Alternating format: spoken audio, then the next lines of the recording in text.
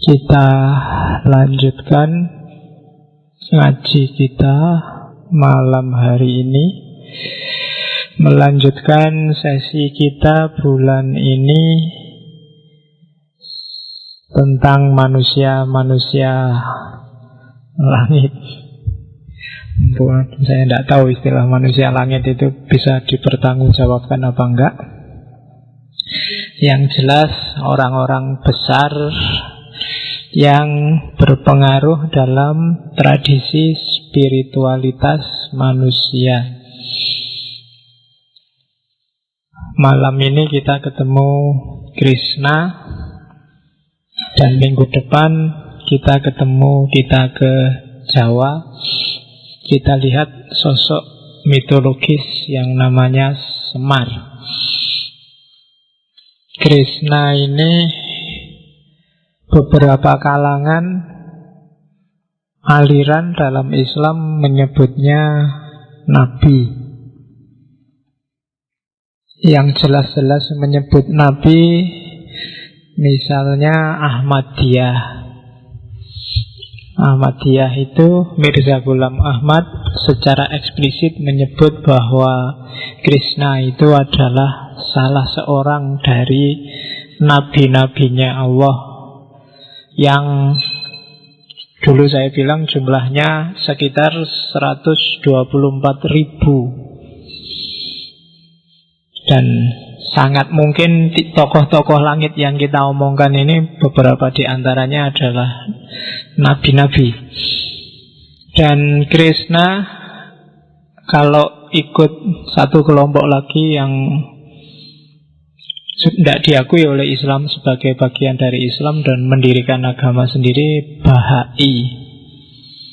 Bagi kelompok Bahai, Krishna ini juga nabi. Bahkan Krishna ini termasuk keturunannya masih punya garis genealogis yang nyambung sama Nabi Ibrahim. Bagi yang tertarik kajian Bahai, nanti di salah satu kitabnya ada yang secara serius melacak genealogi nabi-nabi, diawali dari Ibrahim. Tokoh-tokoh besar termasuk Zarathustra, Buddha itu nanti bisa dilacak sampai Ibrahim. Jadi Ibrahim itu punya istri, kita kenalnya 2, tapi kalau dalam Bahai sebenarnya masih ada 1 istri lagi. Kita kan kenalnya Hajar sama Sarah. Kalau bagi kelompok Bahai ada 1 lagi, yaitu Keturah. Saya tidak tahu Keturah ini aslinya mana, tapi dari namanya kok rodo mambu Jawa ya. Nek bahasa Arab kok tidak pernah ketemu Keturah, tapi namanya memang Keturah. Dari yang paling banyak nabinya dari jalurnya Sarah.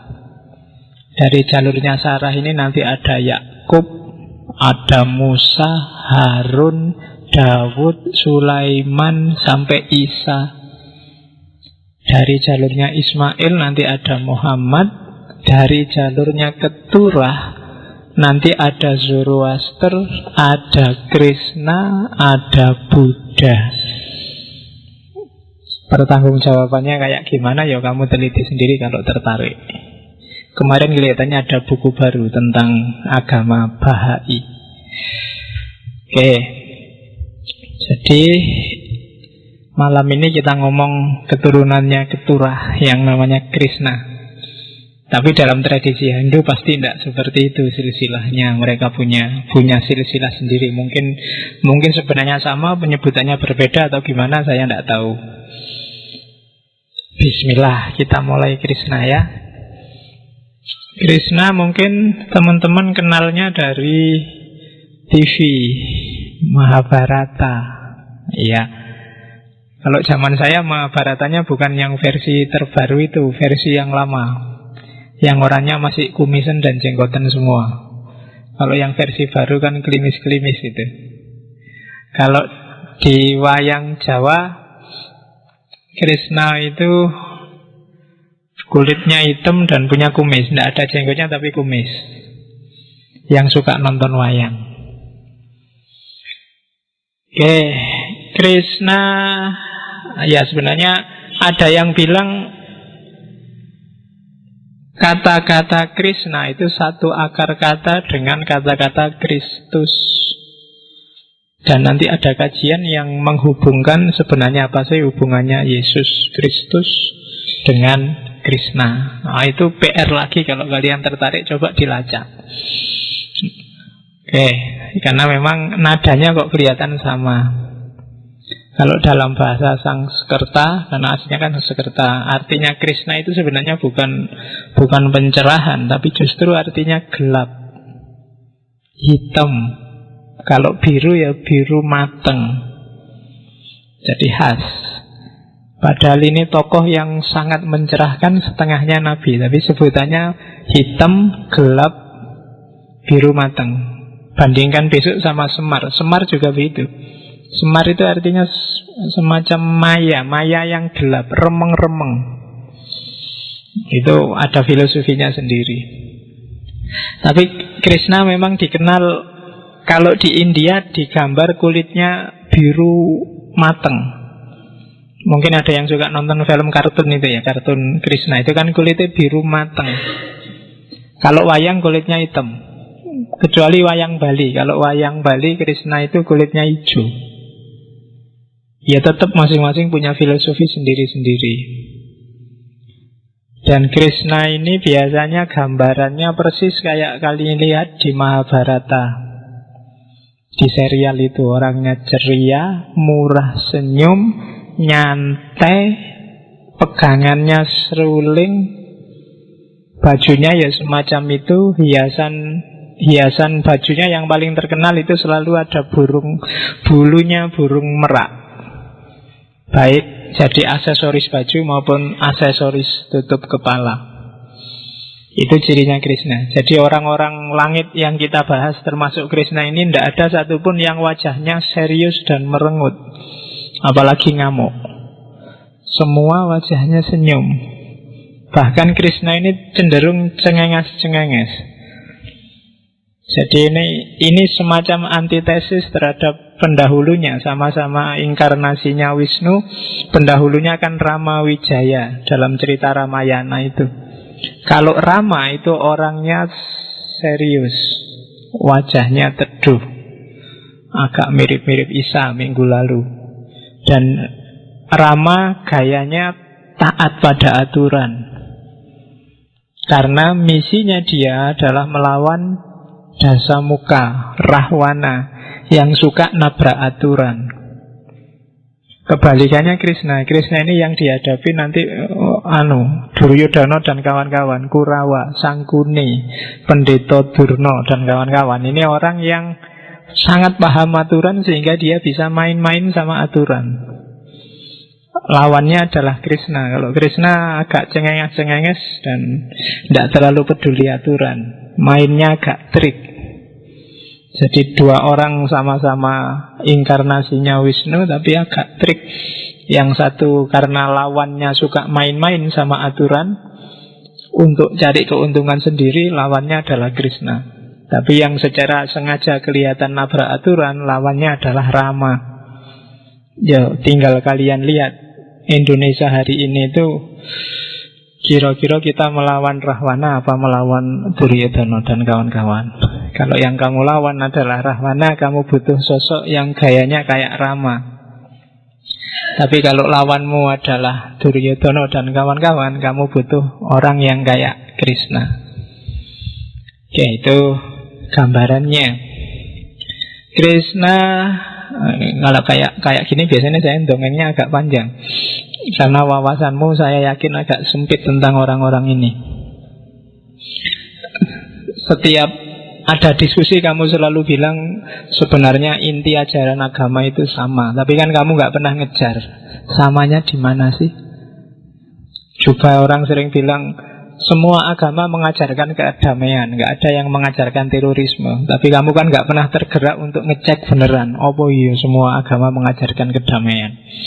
Maka momen-momen semacam ini kita manfaatkan untuk menjelajah ke sana, untuk menunjukkan bahwa ya mungkin sebenarnya inti ajaran agama itu ya mirip-mirip saja, hanya bungkusnya yang berbeda. Kalau kita bahas bungkus, nanti hasilnya mesti terus gegeran, kontroversi. Maka saya tidak akan banyak ngomong bungkus. Oke. Krishna adalah avatarnya Wisnu. Avatar itu, saya tidak tahu ilmumu apa tentang avatar. Bayanganmu kan itu avatar Eng itu, atau ya gambarannya persis. Mungkin kalian nonton film Hollywood yang Avatar itu, yang masuk kayak ke planet lain, dimensi lain. Gitu kan, orangnya hanya masuk ke mesin, tapi semacam jiwanya masuk ke sosok yang jadi avatarnya. Ya, yang kalian suka nonton film barat, yang sosoknya biru-biru itu. Nah, mungkin inspirasinya dari Krishna yang warnanya biru. Jadi avatar itu semacam inkarnasi. Inkarnasi itu Wisnu masuk. Jadi Wisnu ini salah satu Trimurti yang dalam sejarah masuk ke banyak tokoh. Kalau orang Hindu percaya masuk sekitar 10. Krishna ini inkarnasi ke-8. Sebelum Krishna, ke-7 ada Rama. Dalam cerita Ramayana sebelumnya ada pendeta Panglima Dasar yang tidak terkalahkan, namanya Parasurama, yang terkenal dengan senjata kapaknya. Nanti setelah Krishna, kalau bagi orang Hindu, Wisnu nitis lagi pada Buddha. Dan nanti setelah Buddha nitis lagi pada tokoh namanya Kalki. Beda sama orang Jawa. Kalau orang Jawa titisannya Wisnu itu setelah Krishna itu nitis pada Airlangga, Raja Kahuripan. Setelah nitis Airlangga, dia nitis pada Prabu Jayabaya Kediri. Setelah Jayabaya, dia nitis lagi pada Raja Malwapati, Angling Darmo. Dan yang terakhir, dia nitis pada Kertawardhana, Kertawardhana, salah seorang Raja Majapahit yang waktu mudanya dikenal dengan nama Damarwulan. Kertawardhana itu, ya Damarwulan, ceritanya menikahi Ratu Suhita. Dia yang bisa menaklukkan Minak Jinggo di Belambangan. Ya ceritanya panjang, kapan-kapan kita ngomong itu kalau masuk ke Jawa. Kalau Ratu, ya meskipun nanti beberapa rasanya kayak fiksi, tapi kalau ngomong sejarah semacam ini agak kabur mana yang fiksi, mana yang fakta. Makanya kita tidak akan ribut dengan bungkusnya, kita akan ngambil isinya. Jadi Wisnu ini dewa Trimurti, salah seorang Trimurti. Jadi Trimurti ini sebenarnya dayanya Tuhan, dayanya Brahman. Jadi Tuhan ini punya 3 daya. Yang pertama daya mencipta yang namanya Brahma. Yang kedua daya memelihara yang namanya Wisnu. Dan yang ketiga daya melebur, menghancurkan yang namanya Siwa. Jadi ini dayanya Tuhan, meskipun kemudian dipersonkan jadi namanya dewa. Artinya Wisnu sendiri bukan Wis NU loh ya, Wisnu, Wis NU bukan. Zaman dulu nek Gus Dur kan itu. Jadi Wisnu itu, Vis itu artinya meliputi, dapat akhiran nu. Jadi Vishnu itu kalau dalam Al-Quran bahasanya mungkin Muhit, yang maha meliputi, dia ada di mana-mana. Itu Wisnu, punya istri namanya Laksmi. Laksmi juga kalau Wisnu netis, dia ikut netis. Ketika Wisnu netis jadi Rama, ya dia netis jadi Sinta. Ketika netis jadi Krishna, dia netis jadi Rukmini, istrinya Krishna. Krishna ini istrinya jumlahnya 16.108. Ya. Jadi yang utama sebenarnya 8, yang 16.100 ini perempuan-perempuan yang diculik kalau dalam ceritanya oleh raja raksasa namanya Narakasura. Dia menculik perempuan sebanyak 16.100, tawanannya perempuan semua yang jadi budaknya, terus dibebaskan oleh Krishna. Nah, perempuan yang budak ini kan tidak ada harganya. Untuk menaikkan harganya oleh Krishna dikawini semua. Jadi istrinya yang asli 8 ditambah 16.100. 16.100 saya tidak tahu gilirnya berapa puluh tahun sekali itu satu-satu. Itu sempat disentuh semua apa enggak, rasa dibayangke kowe siji wae ra entuk. Jadi Krishna usianya dari lahir sampai meninggal sekitar 125 tahun. Waktu perang Bharatayuddha terjadi umurnya sekitar 89 tahun. Jadi sudah lumayan tua, meskipun kalau di film masih muda dan ganteng. Tapi sebenarnya 89 tahun. Krishna itu lebih muda 2 tahun dibandingkan Yudhistira, Pandawa yang paling tua. Berarti waktu perang Yudhistira umurnya 91 tahun. Ya lumayan lah, 125 itu kan masih mending daripada manusia hari ini. Manusia hari ini sampai 100 saja kan sudah luar biasa. Dan perang Bharatayuddha 36 tahun setelah perang Bharatayuddha Krishna meninggal. Jadi usianya sekitar 125 tahun. Oke, untuk membawa misi ketuhanannya. Krishna bapaknya namanya Vasudewa, Vasudev. Makanya sering kalau dalam cerita-cerita dia dipanggil Vasudev, Vasudewa Krishna. Ibunya namanya Devaki. Ibunya ini yang anaknya raja di Mathura. Mathura itu, ini tak bawain petanya. Jadi itu India zaman Krishna Mahabharata. Jadi Mathura itu dekat sama Indraprastha. Indraprastha itu nanti yang jadi kerajaannya Pandawa setelah dia diusir. Kalau Hastinapura di situ, Kurusetra tempatnya perang itu di dekatnya situ. Mathura. Nanti Krishna ketika sudah dewasa bikin kerajaan sendiri namanya Dwarka. Yo, itu istilah-istilah silakan kalian cek. Tapi ini peta India zaman dulu. Kekuasaannya Hastinapura. Semacam negara federasi besar zaman dulu. Termasuk Jawa hari ini itu dulu bagi orang-orang India ya termasuk bagian dari kebesaran Hastinapura pada masa itu. Mungkin bayangannya kayak Majapahit zaman dulu yang bisa menaklukkan Nusantara. Tapi Hastinapura jauh lebih luas.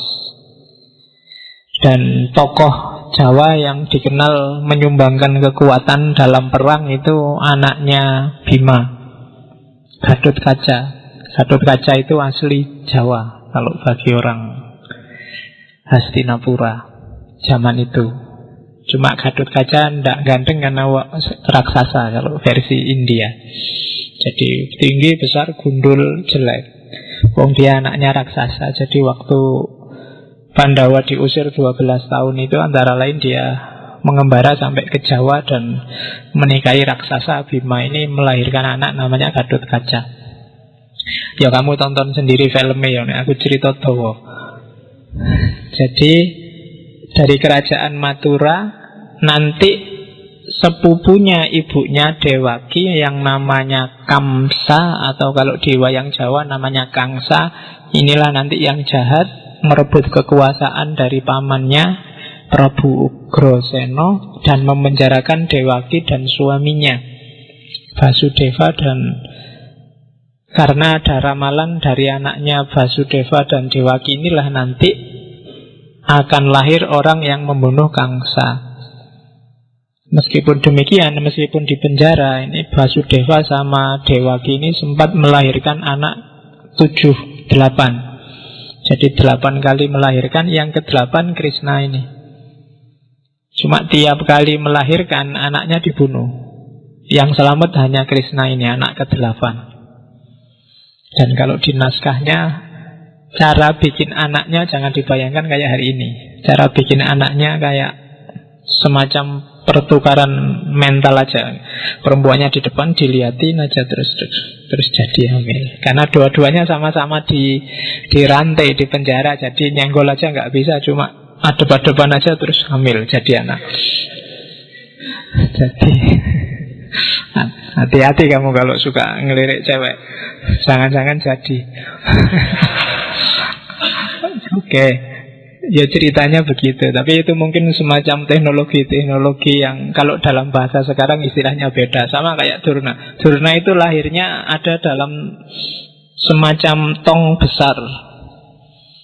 Jadi tidak kayak ibu hamil, tapi dimasukkan tong besar. Mungkin bahasa hari ini bukan tong besar, tapi bayi tabung atau kurawa.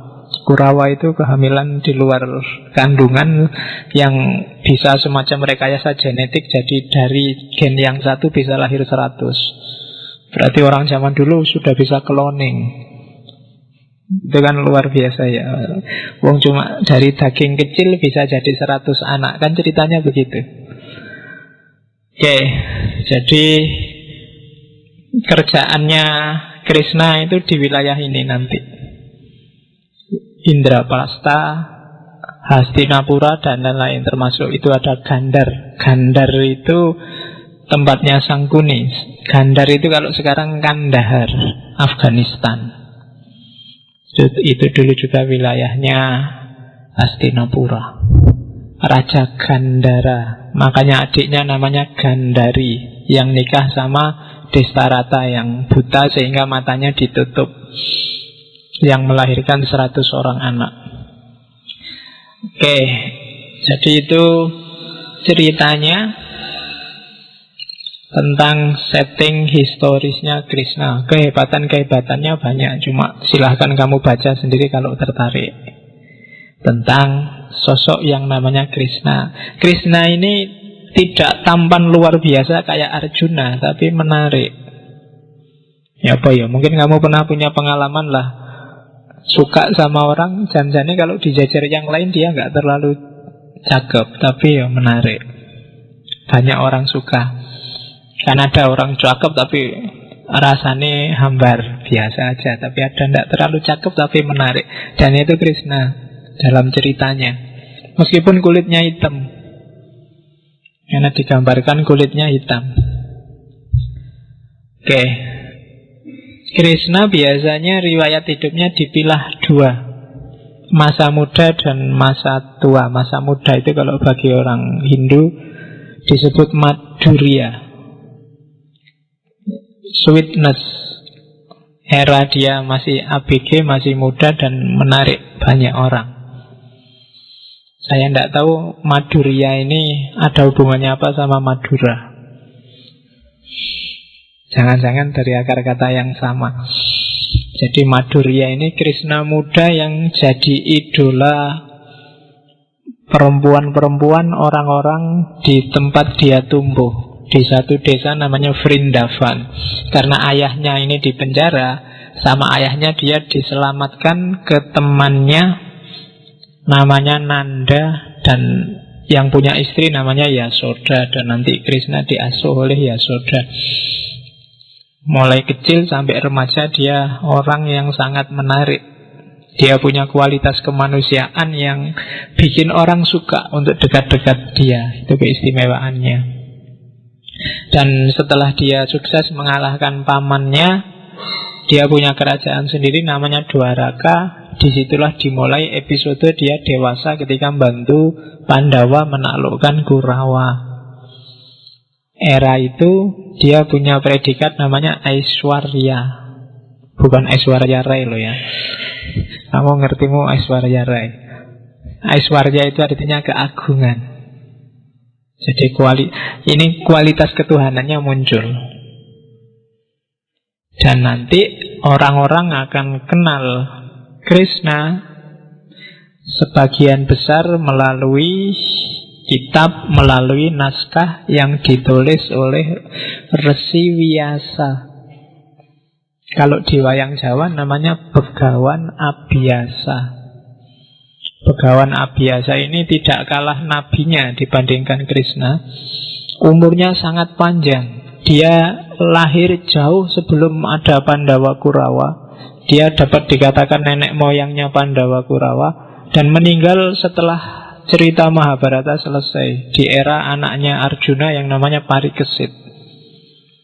Jadi Abiyasa ini anaknya Begawan namanya Polosoro, Begawan Palasara. Begawan Palasara yang berhubungan dengan perempuan namanya Durgandini. Durgandini ini nanti namanya berubah jadi Setyawati. Jadi Durgandini ini punya penyakit kulit yang luar biasa parah, sehingga orang deket-deket nggak mau karena baunya nggak enak. Sehingga digelari Roro Amis, karena baunya amis kalau di wayang Jawa. Nah, terus diadakan sayembara, siapa yang bisa menyembuhkan Durgandini, dia boleh menikahinya. Yang bisa menyembuhkan Begawan Polosoro tadi. Begawan Polosoro ini setelah menyembuhkan, kemudian kawin sebentar. Begawan kan nggak boleh kawin, ngincipi sebentar, terus sampai lahirlah Begawan Abiyasa, Resi Wiyasa. Dan Durgandini setelah sembuh nanti dinikahi oleh Santanu. Dari perkawinannya dengan Santanu inilah nanti lahirlah Pandawa dan Kurawa setelah sekitar 2 generasi. Santanu ini sebelum nikah sama Setyawati, nikahnya sama Dewi Sungai namanya Gangga. Ketika dia nikah sama Gangga, punya anak namanya Bhisma. Oke, ini ceritanya wayang semua. Jadi silahkan kamu cek sendiri di kitab Mahabharata. Kitab Mahabharata itu ada 18 bab. Malam ini kita akan ngambil satu bab, yaitu bab 6. Bab 6 itulah nanti yang judulnya Bhisma Parwa, matinya Bhisma. Dalam bab inilah nanti ada ceramahnya Krishna pada Arjuna, yang nanti dikenal sebagai Bhagavad Gita, nyanyian ketuhanan.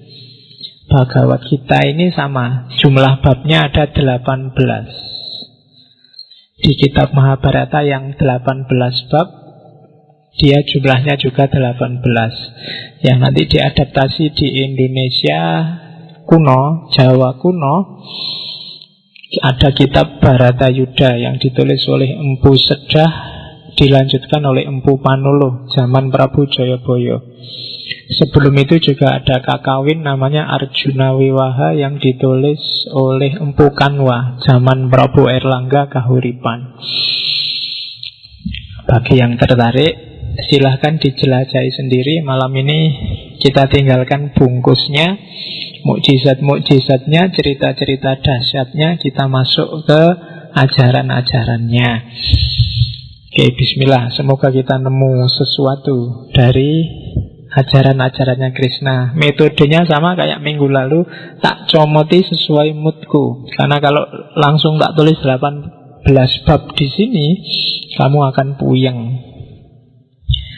Ya, ini petikan yang sangat dikenal. Setiap kali sesi kalau di sinetronnya Mahabharata itu opening, closing, dan dalam banyak momen kalimat ini selalu disebut. Kapanpun dan dimanapun kebajikan merosot dan kejahatan merajalela, pada saat itulah aku menjelma, wahai keturunan Bharata, untuk menyelamatkan orang soleh dan menghukum orang jahat serta menegakkan kebenaran. Aku lahir dari zaman ke zaman. Ini kalimatnya Krishna pada Arjuna.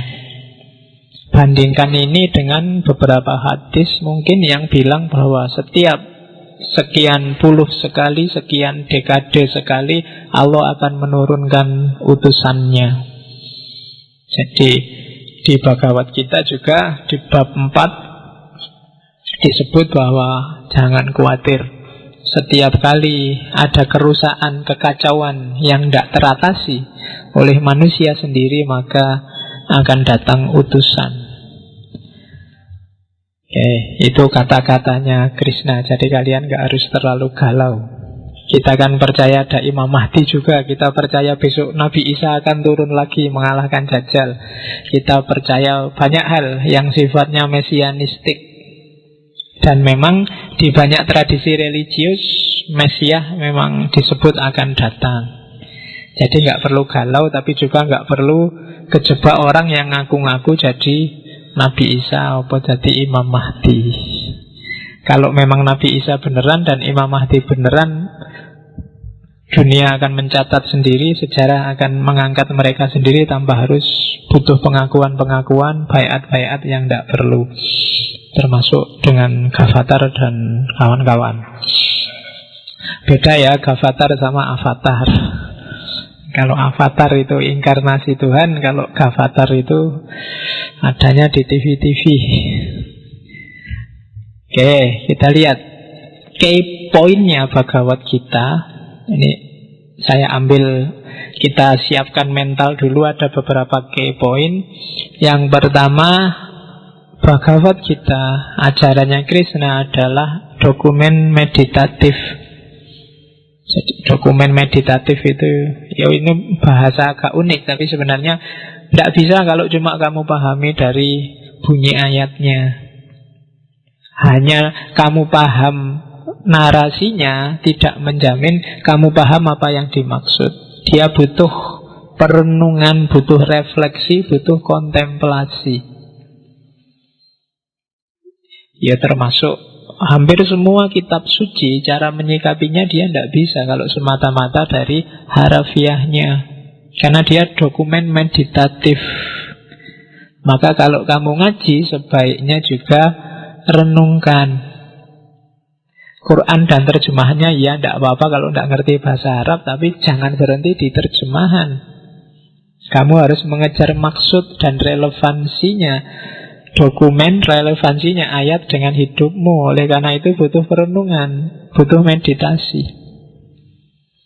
Karena disitulah gunanya kitab suci. Kalau kita hari ini kan enggak, kebanyakan yang ngaji itu kan formalitas, malah cepet-cepetan. Banyak yang target, pokoknya sehari saya harus 5 juz, sehari saya harus 1 juz. Ya ndak apa-apa sih, bagus-bagus saja daripada nggak ngaji belas. Ada yang nggak ngaji belas, banyak. Ya, cuma ya naik kelas lah dikit. Kalau kemarin ngaji hanya bunyinya, besok sama artinya. Kalau besok sudah ngerti artinya, naik kelas lah dikit sama maknanya. Kalau sudah naik kelas ke maknanya, coba renungkan lagi, kira-kira relevansinya apa dengan hidupmu. Kamu bisa melakukan apa dengan ayat itu. Itu namanya naik kelas. Kalau zaman dulu sampai hari ini kamu masih sibuk dengan harafiahnya, ya berarti kamu tidak naik kelas. Tidak naik kelas itu bukan berarti salah, tapi ya tidak berkembang. Jadi naik kelas lah dalam urusan ngaji, dalam urusan ibadah. Jangan sampai turun kelas loh ya malahan. Kan banyak yang turun kelas. Kemarin saya hanya ngaji aja Pak, sekarang malah ndak belas. Ya bodoh itu jenenge turun kelas. Yang lain nggak naik kelas, kamu malah turun kelas. Oke, jadi Bhagavad Gita itu dokumen meditatif. Terus dialognya memang dialog tentang pertempuran. Cuma konotasi maknanya bisa ditarik untuk kehidupan sehari-hari, karena kehidupan kita ini kan juga pertempuran. Jihad kecil yang namanya perang fisik dianalogikan sebagai metafor terhadap jihad besar, perang jiwa, peperangan melawan hawa nafsu, melawan hasrat, ambisi, keserakahan, dan lain-lain. Jadi nasihat-nasihatnya Arjuna itu nasihatnya Krishna itu nasihat pada yang mau perang. Tapi sebenarnya itu nasihat untuk bekal hidup pertempuran kita sehari-hari. Itu yang kedua. Sama lah, kan ada hadisnya Nabi yang bilang setelah perang Badar, Nabi bilang kita kembali dari perang besar, perang kecil menuju perang besar. Itu kan metafornya di situ. Memahami Bhagavad Gita nanti juga begitu, cari relevansinya untuk pertempuranmu sendiri. Setiap orang sebenarnya punya pertempurannya masing-masing. Yang ketiga, metafor Arjuna itu bisa kamu tafsirkan sebagai manusia yang duniawi, manusia yang materi, yang ragu-ragu, yang putus asa, yang punya potensi, punya keberanian, punya potensi untuk tercerahkan. Hidup kita kan semacam ini. Kita punya keraguan, kita punya ketakutan, kita punya keputusasaan, tapi kita juga punya optimisme, punya keberanian, punya pencerahan. Semuanya masih dalam potensi. Mana potensi ini yang keluar? Tergantung Krishna. Tergantung dimensi spiritualitas, dimensi rohaniahmu, pikiranmu, mentalmu. Kamu punya potensi untuk sukses, punya potensi untuk kalah, punya potensi untuk putus asa, punya potensi untuk ragu-ragu, untuk tercerahkan. Tapi kamu akan jadi apa? Tergantung siapa pemandumu, siapa Krishnamu. Ya, kamu cari sendiri Krishnamu sopo. Yang kamu jadikan kiblat dalam hidupmu siapa. Makanya saya sering bilang hati-hati milih idola. Oke. Idola saya Nabi Muhammad, Pak. Bagus. Cuma benar nggak? Jangan-jangan hanya di mulut. Yang biasanya jadi idolamu kan ya Nabi Muhammad kalau pas di masjid. Begitu di kampus, begitu internetan, begitu nanti beda-beda. Begitu dengerin lagu dangdut, begitu macam-macam lagi kiblatnya. Jadi coba cek deh, siapa idolamu, dialah nanti pemandumu, kiblatmu. Itu metafor yang ketiga dari Bhagavad Gita.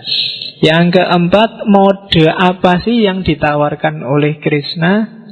Dia menawarkan namanya mystical activism. Mistik tasawuf, tapi yang aktif, bukan tasawuf yang keluar dari dunia uzlah, menarik diri dari kehidupan ramai. Tidak. Jadi sufi, tapi sufi yang hidup di tengah masyarakat. Kalau bahasa Jawa ada istilah topong rame. Topong rame itu di tengah keramaian kayak gini, tapi jiwamu adalah jiwa yang meditatif, jiwa yang spiritual. Itu tidak gampang. Lebih enak kamu uzlah, jauh dari masyarakat, terus wiritan, terus tafakur, muhasabah, gampang kalau kayak gitu, siapapun bisa. Tapi di tengah keramaian kayak gini, jiwamu, jiwa yang spiritual, jiwa yang meditatif, tidak terpengaruh. Itu tidak gampang. Dan Krishna mengajarkan itu. Sambil jadi mahasiswa yang ngejar IP, yang pengen skripsinya cepat jadi, tapi jiwamu jiwa sufi. Itu susah. Oke. Nanti kita lihat kayak apa mystical activism itu. Kemudian Bhagavad Gita nanti menunjukkan bahwa filsafat, tasawuf, dan ilmu termasuk praksis sosial itu tidak bisa dipisah-pisah. Manusia butuh mikir, manusia butuh laku, manusia butuh hubungan dengan yang lain, dan tidak bisa dipisah-pisah. Tidak bisa kamu jadi sufi saja dan nggak jadi makhluk sosial. Nggak bisa kamu jadi filosof saja dan nggak main perasaan, nggak main hati. Semuanya saling nyambung. Orang yang hanya akalnya saja yang main, biasanya terus jadi angkuh, arogan, merasa diri paling pintar, paling benar.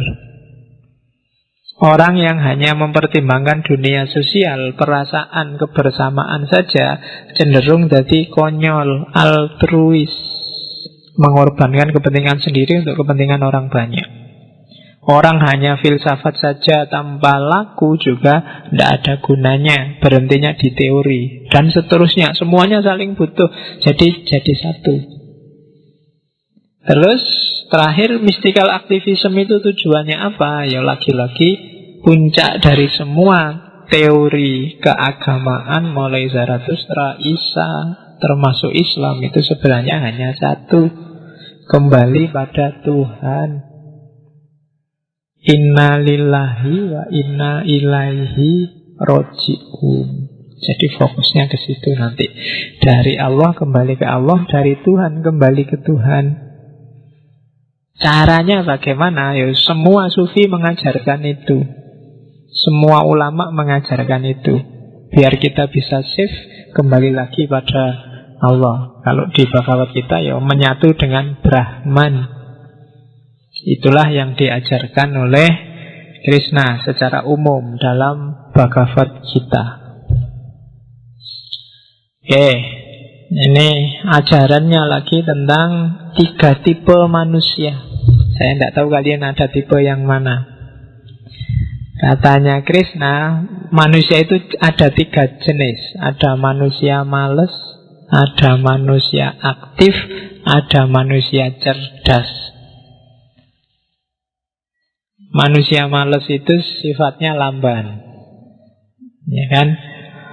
Bangun tidur, sudah melek, tidur lagi. Terus, ya kan? Kalau mau apa-apa, ntar aja, nanti aja. Skripsi, alah tenang aja, masih semester 7, masih separuh jatahnya. Mau, ya kan, jatahnya kan 14, jadi santai aja, besok aja, tenang aja. Pokoknya apa-apa selalu begitu. Manusia lamban. Yang lain sudah sampai mana, dia masih ada di mana.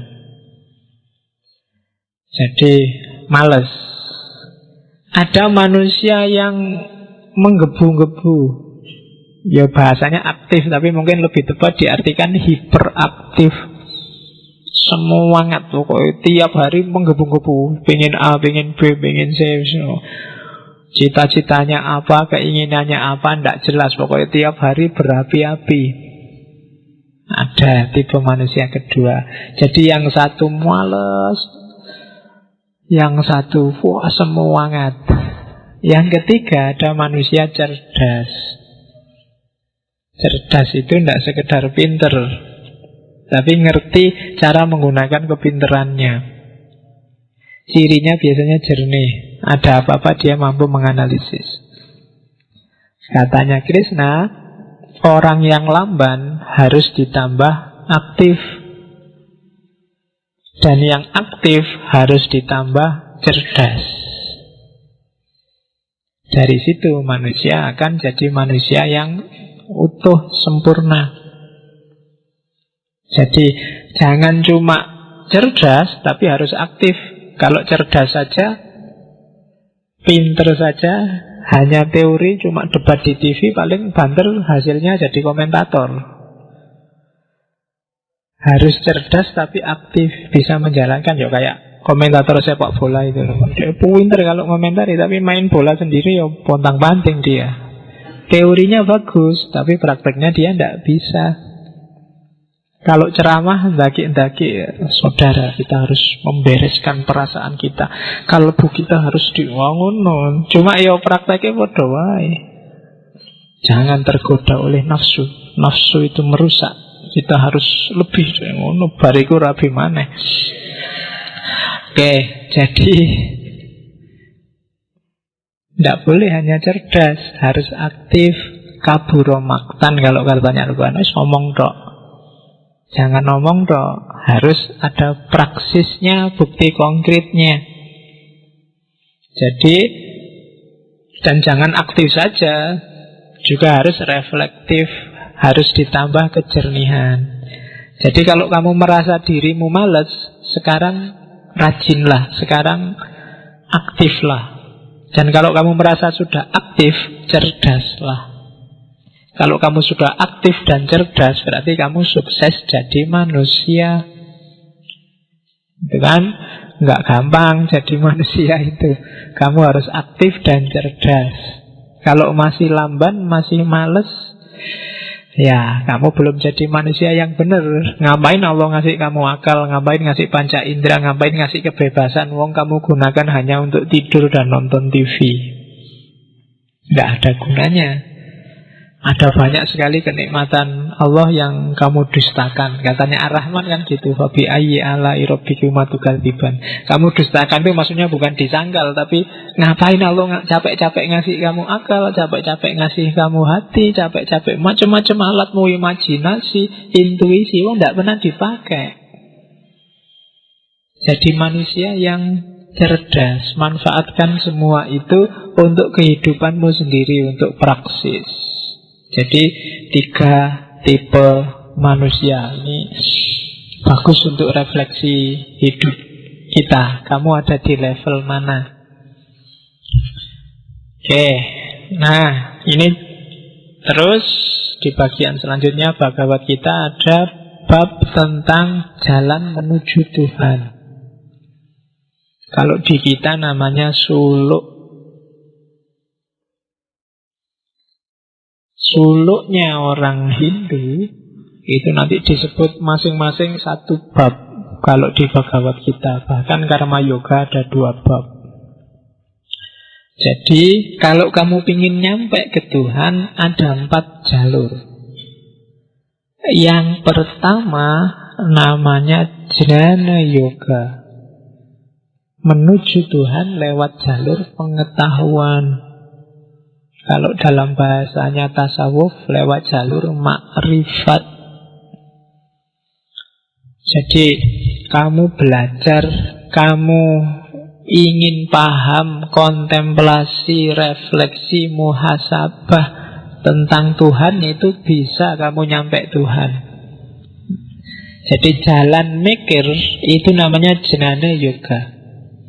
Kemarin kita belajar tentang ketuhanan, kita mungkin merefleksikan janjane Tuhan itu apa, hakikatnya apa, siapa dia, dan seterusnya. Itu sebenarnya menempuh Jnana Yoga, menuju Tuhan lewat jalur pengetahuan. Apa bisa, Pak? Bisa. Kalau pengetahuan itu tidak sekedar berhenti di pikiran dan di buku-buku, tapi masuk kayak tadi, masuk ke laku, berpengaruh dalam hidupmu. Kemarin kita belajar ontoteologi, kita belajar ateisme, kita belajar bukti adanya Tuhan, bukti tidak adanya Tuhan, dan seterusnya. Itu bisa jadi Jnana Yoga kalau itu adalah prosesmu sendiri untuk menemukan Tuhan. Tapi kalau hanya kamu hafalkan, kamu dengarkan rekamannya, slide-nya kamu pakai kapan-kapan kalau ada tugas dari dosen, tidak ada gunanya. Kemarin ada yang pamit ke saya, Pak, slide-nya tak pakai. Ya Pak, ada tugas dari dosen, ya wis pakein, tidak apa-apa. Wong itu saya bikin, begitu bikin selesai, tidak akan tak pakai lagi. Jadi kamu pakai aja kalau lagi butuh, asal bisa menjelaskan. Mulai ya kan, kuncinya kan di situ. Jangan sampai kamu pakai slide bagus-bagus nggak iso jelaske. Jadi pakai aja, rekamannya kamu pakai, kamu kutip jadi makalahmu, kamu transkrip terus jadi tulisan, nggak masalah. Pakai aja, terbitkan atas namamu, nggak harus menyebut namaku juga, nggak apa-apa. Pakai aja. Wong saya juga pengetahuan emangnya milikku sendiri kan, tidak. Saya dapatnya juga dari sumber sana, sumber sini, baca sana, baca sini. Jadi tetap bukan milikku, hanya titipan. Jadi pakai aja kalau mau, kamu juga pakai. Ya kebetulan kamu dapatnya dari aku, kan gitu aja. Kemarin kan tak bilang, ya mungkin aku bukan tandon, bukan paralon, cuma keni aja, cuma nyambung ke dari sana tak sambung ke sehingga nyampe padamu pengetahuan itu. Jadi pakai aja sesuai kebutuhanmu, syukur-syukur manfaat. Jnana Yoga, mengejar Tuhan lewat jalur pengetahuan. Ya kalau nggak bisa sedekah duit, sedekah pengetahuan kan juga lebih luar biasa. Tradisikan untuk memberi sedekah, dan sedekah itu jangan selalu diterjemahkan dompetmu ada uang berapa. Bahkan senyum aja kan sedekah. Menyenangkan hati orang lain sedekah. Ada temenmu posting jelek tapi kamu kasih jempol, itu kan juga sedekah. Ya. Kadang-kadang kan ada postingan diulang-ulang, WA sana ada, WA sini ada. Tapi ya kamu nggak usah ngomong wis tahu, itu nggak enak. Kasihan yang anu, kasih jempol aja semua, nggak masalah. Itu kan juga sedekah.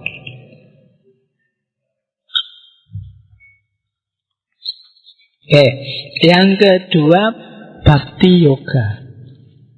Kalau Bhakti Yoga kebalikannya Jnana Yoga. Kalau Jnana Yoga pakai akal pikiran, Bhakti Yoga pakai hati. Kita cintai Tuhan tanpa syarat. Jadi kita dekati Dia lewat jalur cinta. Kita pasrahkan diri seutuhnya padanya. Kita ridhoi. Dan kita usahakan Dia meridhoi kita.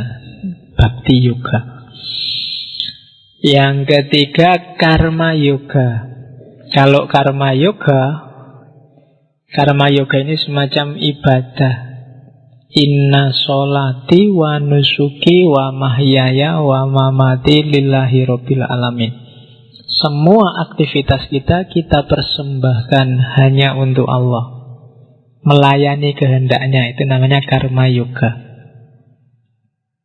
Lakukan tugasmu dan gak usah punya pamrih apa-apa. Lakukan ikhlas karena Allah semuanya, itu namanya Karma Yoga.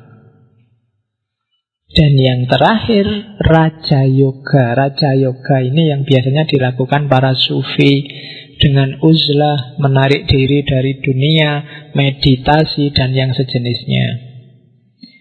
Setiap orang harus menempuh jalan menuju Tuhan. Innalillahi wa inna ilaihi roji'un. Kamu perhatikanlah jalanmu, koreksilah hidupmu, temukan jati dirimu, biar kamu ngerti jalan yang pas untukmu apa. Kalau kamu sudah kenal, oh tipeku ini rodok suka mikir, Pak, suka baca buku, bukan tipe sufi yang main perasaan, yo ambillah Jnana Yoga. Kalau saya mikir agak susah, Pak, saya bisanya pokoknya diperintah apa, ya tak jalankan. Ambil Karma Yoga. Saya orangnya main perasaan, Pak, agak sentimental, yo ambil Bhakti Yoga. Sesuaikan dengan kondisimu. Atau wah saya tidak bisa, Pak, kalau masih banyak orang, masih kumpul-kumpul, masih banyak godaan, masih ada HP, masih ada itu, susah, Pak. Saya ingin uzlah, Pak, meditasi. Ya monggo, ambil Raja Yoga.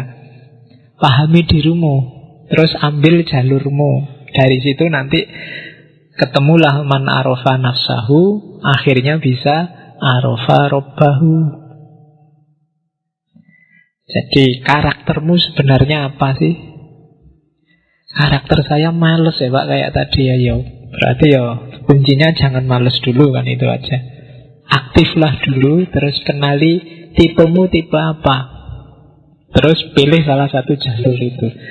Mungkin ambil jalur pengetahuan karena betapapun kalian sudah terpaksa jadi mahasiswa, baca buku, berhadapan dengan doktor dan profesor, berhadapan dengan perpustakaan. Sebenarnya jalur paling mudah untuk kita ya jalur pengetahuan. Cuma pengetahuannya jangan kering. Pengetahuan yang hanya kejernihan di kepala, tapi juga kejernihan hidup berdasarkan pengetahuan. Itulah dari 4 jalur itu orang akan mencapai pencerahannya sendiri-sendiri.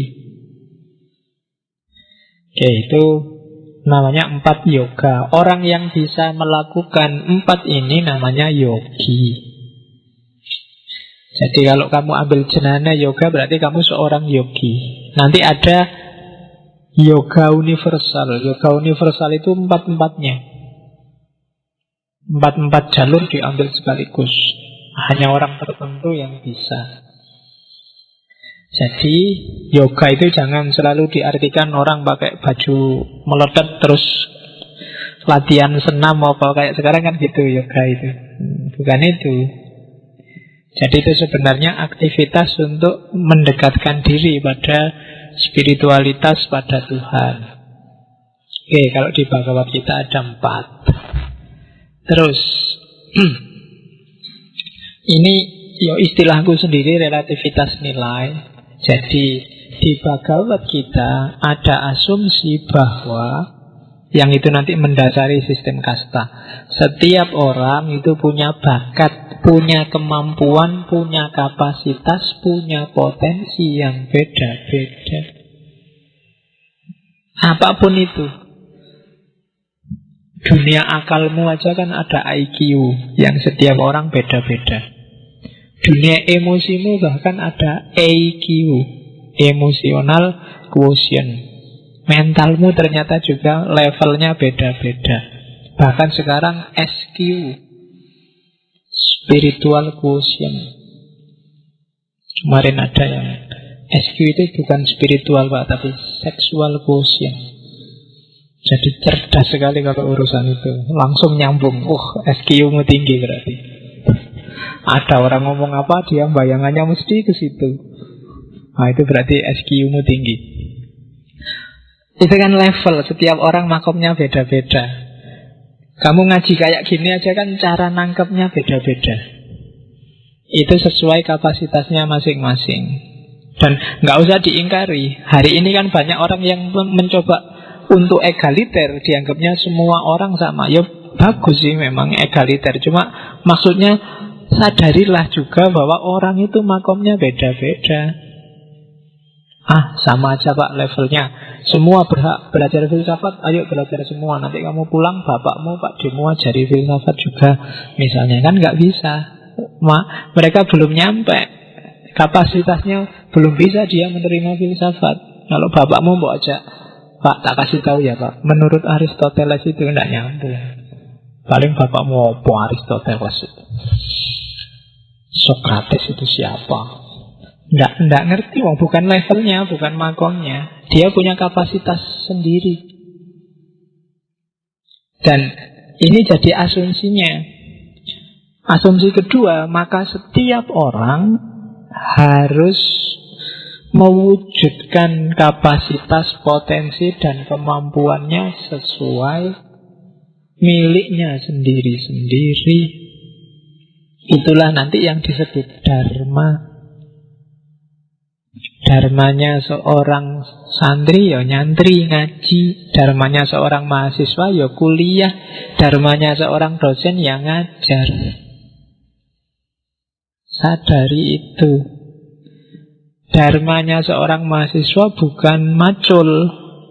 Maka kalau kamu macul itu bagus, tapi bukan dharmamu. Karena kamu mahasiswa, dharmamu adalah belajar, kuliah. Kuliah utama, jangan kebalik. Kebanyakan maculnya kuliahnya lupa.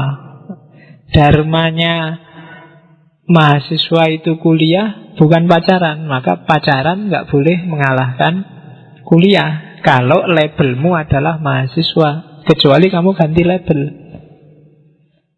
Ya boleh labelnya apa yang dharmanya pacaran.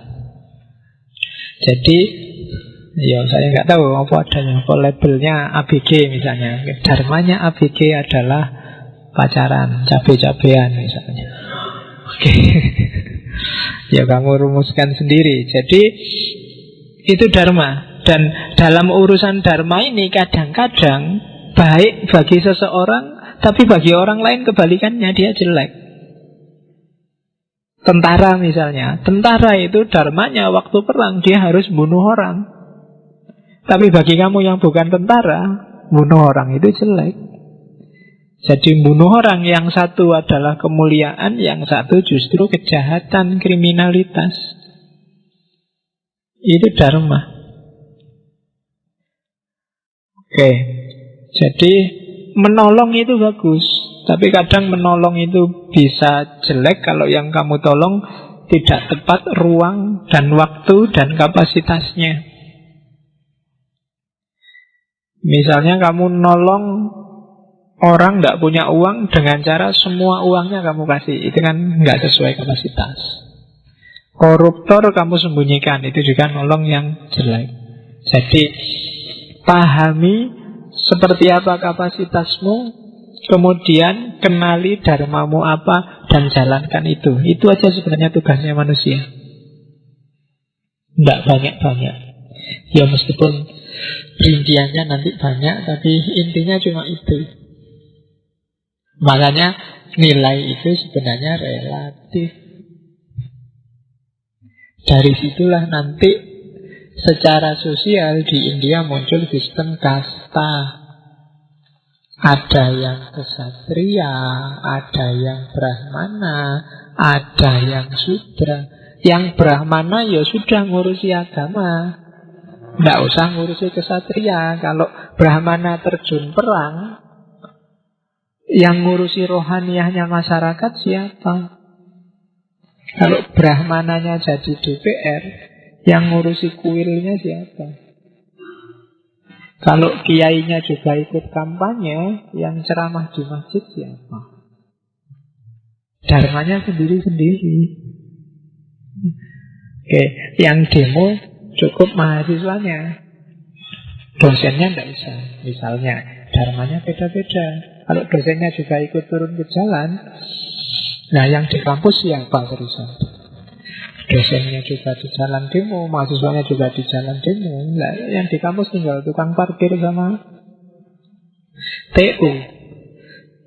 Jadi kenali dharmamu masing-masing. Posisimu di mana, yang harus kamu lakukan apa. Terus kita lihat sekarang kalimat-kalimatnya, teori-teori khusus yang tak comoti satu-satu, sekiranya menurut saya penting.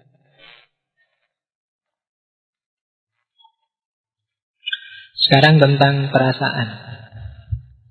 Katanya Krishna, jadi ini dialog panjang sebelum perang. Jadi dialog panjang sebelum perang itu kan karena Arjuna ini pening dia. Begitu mau perang, yang dihadapi kok saudara-saudaranya sendiri semua, sepupunya. Dia merasa alangkah jahatnya aku kalau bunuh mereka semua. Kayak kamu sekarang kan sedang bingung sendiri kan, mau melawan terorisme, tapi kok ya teroris itu saudaramu semua, muslim semua. Nah, ada baiknya sekarang kamu baca Krishna. Oh iya, kamu tidak boleh memerangi saudaramu yang teroris. Kan gayanya kayak Duryodhana dan kawan-kawan. Oke, yang pertama katanya Krishna, ngapain sih kamu kok sumpek, gampang terpengaruh oleh lingkungan sekitar? Katanya Krishna, suka duka itu hanyalah perasaan sesaat, disebabkan oleh panca indera sendiri ketika berhubungan dengan hal-hal lain di luar diri. Lampauilah perasaan tak langgeng itu, temukan kebenaran mutlak di balik segala pengalaman dan perasaan. Kebenaran abadi, langgeng, dan tak termusnahkan. Segala yang di luar dirinya sesungguhnya tak ada, tak perlu kau risaukan. Apa sih yang bikin kita senang dan bikin kita susah?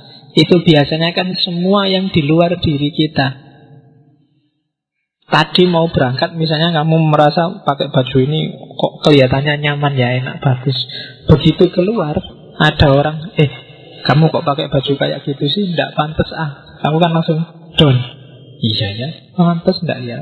Tadi mau kamu sudah seneng-seneng, sekarang kamu mengkeret lagi. Kenapa? Kamu dengarkan komentar orang lain. Kamu terpengaruh oleh yang di luar dirimu. Begitu kamu masuk ke sini dulu, kok semuanya pakai baju putih-putih, pakai kopiah, aku dewe yang kaosan sama inian. Tadi berangkatnya kamu pede, begini habis ini. Nggak enak ini, udahlah nggak jadi aja. Kamu sendiri kan yang bikin gitu. Jadi kegelisahanmu, kegalauanmu itu karena pengaruh dari luar. Kalau kamu di kampung nggak punya pacar, jomblo, malam minggu itu kok doai, nggak ada pengaruhnya. Tapi begitu kamu di sini, dulu kok temanku ndek pacar kabeh, aku sendirian. Kamu kan terus gelisah, galau yang nggak jelas maunya apa. Gara-gara apa? Terpengaruh oleh sekelilingmu. Jadi kegelisahanmu, suka dukamu itu ternyata panca indera tertentunya ketika berhubungan dengan hal-hal di luar dirimu. Kamu gampang terpengaruh. Coba kamu cek ya nanti setelah pulang dari sini. kegalauanmu, masalahmu itu apa sih sebenarnya? Misalnya, yang bikin kamu galau, tidak lulus-lulus. Kenapa kok kamu galau nggak lulus-lulus? Karena teman saya sudah banyak yang lulus, Pak. Nah, ya kan? Yang lain di luar dirimu ternyata. Karena temanmu banyak yang lulus, meskipun kamu masih semester 8, 9, 10, janjane kan jatahnya masih lumayan sampai 14. Cuma kamu galau. Gitu loh. Ada juga yang nyantai sampai semester 14 juga santai aja. Kalau ditanya kenapa kok kamu nyantai? Katanya siapa, saya baca di mana, menurut Ustadz siapa, kuliah itu tidak penting, Pak. Yang penting kan cuma dapat ijazah. Ijazah bagi saya tidak penting. Itu kan pengaruh dari luar juga. Suka dukamu itu pengaruh dari luar. Dan pengaruh dari luar itu berubah-ubah. Nah, karena itu jangan mau dipengaruhi oleh yang berubah-ubah. Peganglah yang tidak berubah, yang benar-benar sejati, yang benar-benar ada. Siapa? Ya Tuhan. Satu-satunya. Semua yang bukan Tuhan itu kan tidak ada. Kalau bahasanya para filsuf Muslim, hanya mungkinul wujud. Adanya tergantung yang pasti ada. Bahkan dirimu sendiri juga mungkin ada. Maka jangan mau kamu digelisahkan oleh yang sama-sama mungkin ada. Mungkin iya, mungkin tidak. Kamu akan terombang-ambing nanti, karena nggak pasti. Satu-satunya yang harus kamu pegangi yang pasti ada, Tuhan. Makanya segala yang di luar dirinya sesungguhnya tidak ada. Kemarin ada, kemarin tidak ada, sekarang ada, besok nggak ada. Nah, hakikatnya memang dia tidak ada. Karena itu nggak perlu kau risaukan. Kamu sekarang gembira, besok sumpek. Begitu wisuda, alhamdulillah aku wisuda. Besok ditanya orang, habis ini mau ngapain? Sumpek lagi. Ya kan, gembiramu cuma sebentar, sekarang sumpek lagi. Kemarin sumpek nggak selesai-selesai, sekarang sumpek karena sudah selesai. Bukan itu tidak jelas. Ya, oke. Kemarin sumpek nyari uang, sekarang sumpek karena banyak uang. Kan kadang-kadang orang begitu. Ngejar uang melupakan kesehatan, begitu dapat uang untuk berobat demi kesehatan. Bulat. Saya, ya kan, dulu pengen makan enak, nggak punya uang. Sekarang punya uang, nggak boleh makan enak karena penyakitnya macam-macam. Ya podo wae. Jadi segala yang di luar dirimu itu selalu berubah, tidak abadi, karena hakikatnya memang tidak ada. Tidak perlu terlalu risau. Tidak perlu mudah takut, mudah diprovokasi, mudah diweden-wedeni, mudah kagum, mudah, kan nggak itu. Hati-hati loh kamu ngerokok. Umurmu setiap rokok itu berkurang sekian jam. Kamu terus takut luar biasa. Akhirnya kamu galau gara-gara nggak boleh ngerokok, hidupmu kacau, hancur, skripsi nggak jadi, macam-macam. Ya kan? Kemarin ngerokok itu kamu merasa bahagia sekali. Sekarang wis ngerokok, sumpek, itu kan tidak enak. Jadi memang rokok ya nikmatilah rokokmu. Ngerokok kok sambil mikir ini jantung ini, aduh wae. Wis nek memang kecuali kamu nggak ngerokok, menurutmu tetap ngerokok kok dadak sumpek, ya dinikmati aja. Sopo ngerti umurnya pendek beneran. Dinikmati hidupmu, hidup sekali kok sumpek. Jadi nggak perlu kau risaukan. Semua yang di luar dirimu itu tidak ada yang abadi. Jangan gampang terpengaruh oleh suka dan duka, pengaruh dari luar. Makanya di banyak motivator kan kamu disuruh positive thinking, mikirnya yang positif-positif aja. Kalau kamu naik motor di belakang dibeli tin itu ya, dianggap aja, ini sayang padaku, mau-maunya nyopo aku, jangan-jangan enggak apa-apa tuh, daripada mau nyelip-nyelip kan gitu. Kamu lagi lampu merah terus di belakangmu ngebel begitu ujudit, kawan biasanya kan ngebel itu belakang tin ini. Kamu biasanya nesu toh, kurang ajar, baru hijau aja sudah ngebel. Karena kamu membacanya, dia nyusu-nyusu kamu. Coba membacanya diganti. Begitu bel tintin, oh alhamdulillah diingetin, ya sudah hijau, terima kasih, terus jalan. Tidak jadi marah kan. Tapi karena kamu membacanya beda, ya akhirnya caramu menyikapinya juga beda. Jadi tidak usah gampang terpengaruh. Apalagi hari ini kan, tiap hari kamu WA, Facebook, berita itu kan tidak pernah berhenti, macam-macam. Teroris itu kemarin kamu kaget, terus maki-maki teroris. Sekarang ada berita-berita, banyak hal mencurigakan, jangan-jangan settingan. Tapi pikiranmu diombang-ambing terus ke utara, ke selatan. Emangnya ngapain kamu tidak ikut mikir itu segala? Dinikmati saja. Segala yang di luar Tuhan, tidak ada yang pasti memang. Dan kamu nggak perlu galau, nggak perlu risau. Itu suka dan duka. Terus apa yang harus dilakukan? Berkaryalah demi tugas dan kewajiban, bukan surga, apalagi kenikmatan dunia, katanya Krishna. Janganlah kau merisaukan hasil akhir. Tak perlu memikirkan kemenangan maupun kegagalan. Dengan jiwa seimbang dan tak terikat pada pengalaman suka maupun duka. Berkaryalah, penuh semangat. Berkarya saja. Lakukan tugasmu. Lakukan yang memang harus kamu lakukan. Tidak usah ngerancang-ngerancang besok hasilnya apa, pahalanya berapa, akhirnya dapat reward apa. Kalau yang kamu pikir itu, biasanya hasilnya tidak maksimal. Tidak usah mengharap-harap surga, tidak usah mengharap-harap kenikmatan dunia. Kalau memang harus kamu lakukan, ya lakukan saja. Nggak usah terlalu banyak target. Saya Pak, targetnya kawin umur 27, nggak usah. Pokoknya saya besok ingin kawin Pak, ya. Makanya saya sekarang pacaran. Targetnya nggak tahu lah, pokoknya pacaran aja. Berkarya. Kerjakan skripsimu sebaik mungkin. Nggak usah kamu target. Tak target 1 semester ini Pak, itu biasanya terus kamu kecewa. Ternyata tak semester kurang. Karena kamu fokus pada targetmu. Kerjakan aja sebaik-baiknya segala hal. Oke, lanjutannya, kenapa harus begitu? Karena dengan tanpa kamu menarget macam-macam, kamu akan bebas dari segala macam keinginan dan pengaruh pikiran.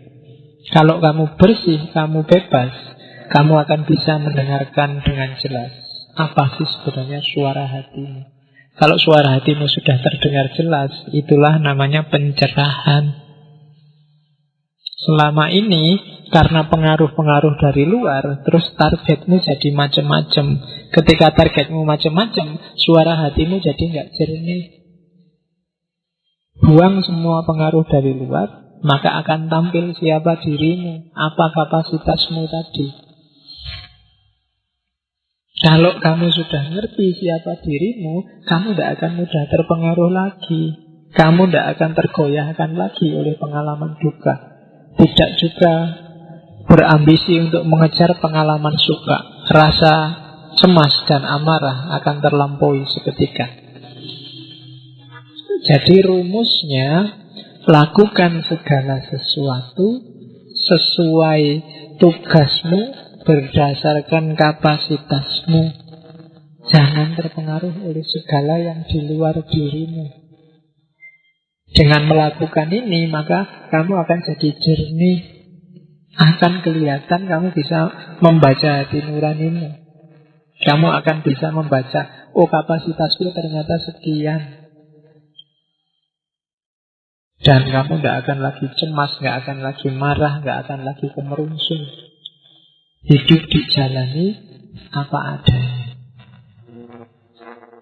Oke, itu kebebasan. Terus kalau sudah kayak gitu, gimana sih modus hidup yang baik? Katanya Krishna, modus hidup yang baik adalah saling mempersembahkan. Jadi baik manusia dengan Tuhan, manusia dengan manusia, manusia dengan alam semesta. Yang mempersembahkan itu satu akar kata dengan menyembah. Saya tidak tahu di Indonesia konotasinya menyembah itu semacam menjadikan Tuhan. Tidak. Menyembah, mempersembahkan itu tidak selalu menjadikan Tuhan. Saya persembahkan buku ini untuk bapak, untuk ibu, itu sebenarnya bahasa lainnya menyembah. Tapi kan tidak menjadikan Tuhan, tapi ngasih sesuatu kepada Tuhan kan. Inna sholati wa nusuki wa mahyaya, itu kan mempersembahkan. Ya Allah, ku persembahkan sholat ini hanya untukmu. Meskipun mungkin Allah jawabnya, sholat kayak gitu aja dipersembahkan padaku. Oh ya pantes kan gitu. Jadi ya, jadi saling mempersembahkan. Bahkan pada alam, katanya Krishna, bila kau menjaga kelestarian lingkungan, lingkungan pun akan menjaga kelestarianmu. Persembahkan yang baik untuk lingkungan, lingkungan akan mempersembahkan yang baik untuk dirimu. Persembahkan yang baik untuk sesamamu, sesamamu akan ngasih yang baik juga padamu. Persembahkan yang baik, yang ikhlas untuk Tuhan, Tuhan akan mempersembahkan yang baik dan ikhlas untukmu. Jadi kalau tadi Pak, apa yo bisa Pak saya berkarya, bekerja tanpa mikir hasil, tanpa mikir dampaknya apa, tanpa mikir tujuannya apa, bisa. Bikinlah tujuan mempersembahkan. Ya Allah, aku bikin skripsi ini karena Engkau. Persembahkan skripsimu pada Allah. Nah, jadi persembahan awal itu setelah moto persembahan kepada Allah Subhanahu wa Ta'ala. Tidak apa-apa. Persembahkan. Nah, pada alam semesta juga begitu. Persembahkan. Kamu ngasih air, kamu ngasih pupuk, itu kan mempersembahkan namanya. Kamu bantu orang lain, itu kan mempersembahkan. Kalau dalam Islam semua aktivitasmu harus bernilai ibadah. Maksudnya apa? Persembahkan untuk Allah.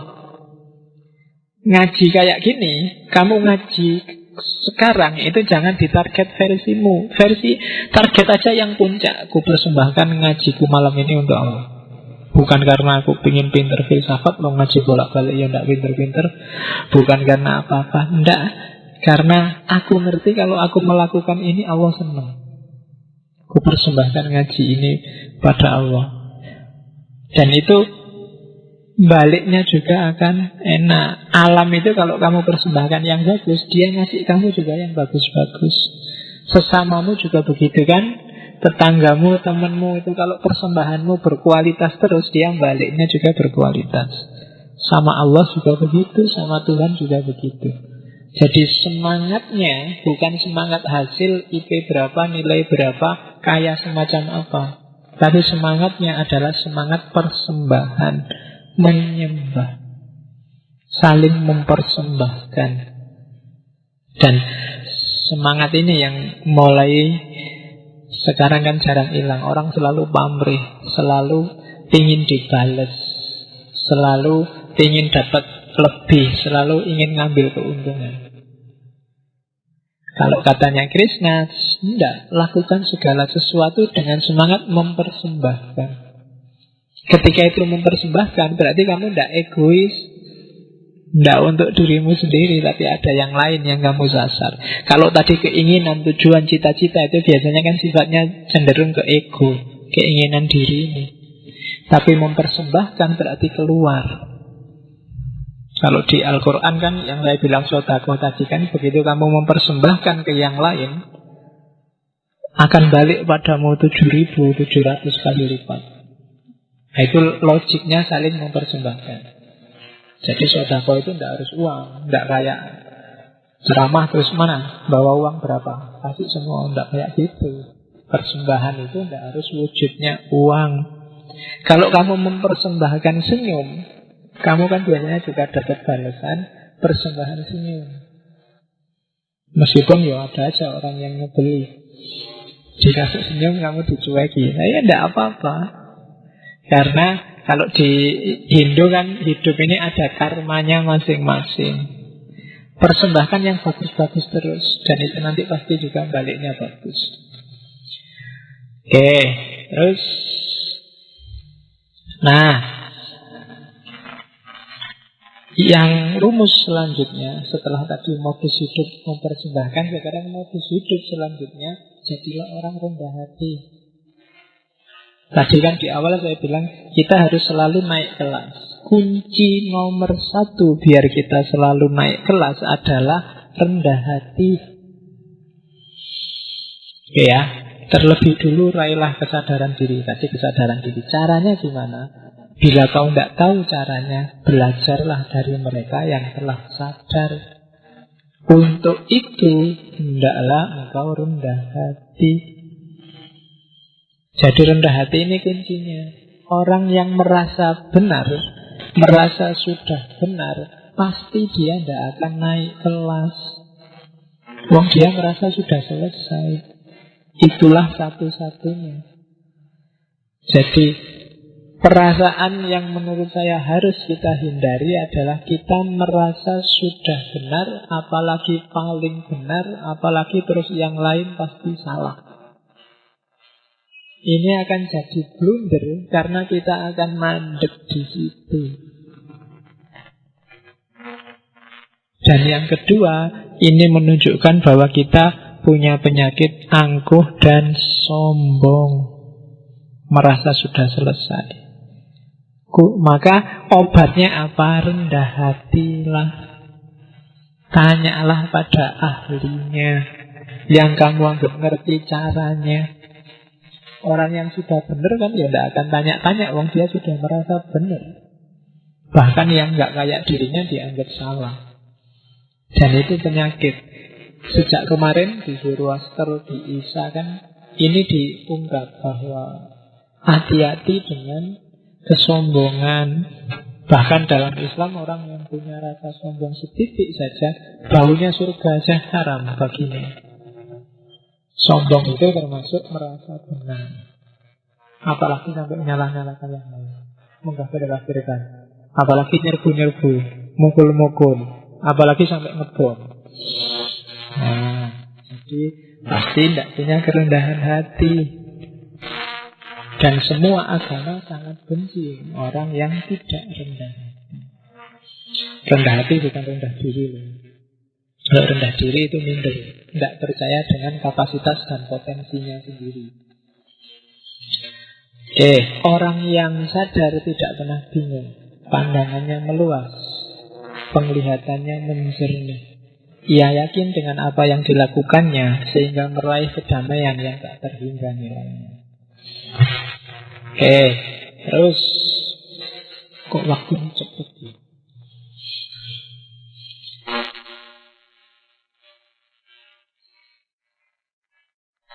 Ketenangan. Ini rumus untuk hidup tenang. Lanjutannya yang tadi katanya Krishna. Hiduplah di tengah kerumunan dunia tanpa keterikatan pada benda-benda dunia. Persis seperti bunga teratai, tumbuh di air namun tak terbasahi olehnya. Jadi kamu boleh punya HP, punya laptop, punya pacar, punya IP bagus, punya apapun yang sifatnya duniawi, cuma jangan terikat. Jangan sampai kamu deklarasikan, apalagi kamu yakini bahwa kebahagiaanmu tergantung pada pacar, pada IP bagus, pada uang banyak, pada...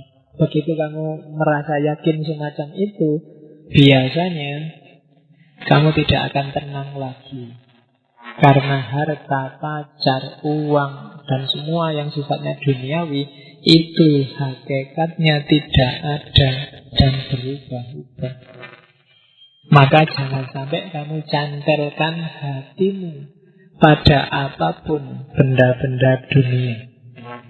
Boleh punya, boleh kaya, boleh nyari pacar yang cantik, boleh, tapi jangan dicantelkan, dilekatkan dalam hidupmu.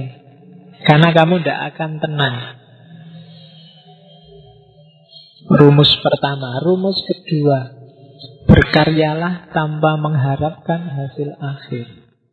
Jiwamu pasti akan tenang. Berkaryalah dengan mengharapkan hasil akhir, maka jiwamu akan gelisah. Belajarlah tanpa harus matok. Dengan belajar aku mesti pinter. Karena banyak orang belajar tetap tidak pinter. Ngajilah tanpa harus matok. Dengan ngaji aku akan semakin soleh. Karena ngaji itu usahamu. Soleh dan tidak soleh itu Allah yang ngasih. Belajar itu usahamu. Pinter tidak pinter Allah yang ngasih. Baca buku itu usahamu. Paham tidak paham Allah yang ngatur. Baca aja, belajar aja. Cuma tidak usah kamu matok hasil. Itu sumber kegelisahan hidupmu. Sholat aja, zakat aja, puasa aja, tidak usah matok hasil. Allah yang ngatur. Kerja saja, urusan kaya urusannya Allah. Belajar saja, urusan IP bagus urusannya Allah.